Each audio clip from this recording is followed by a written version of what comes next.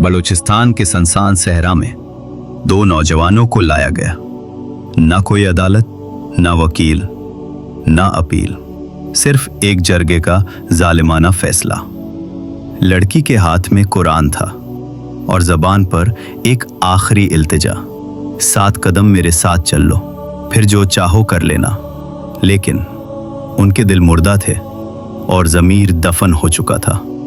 उन्होंने ना कुरान देखा, ना रहम किया, बस गोली चलाई।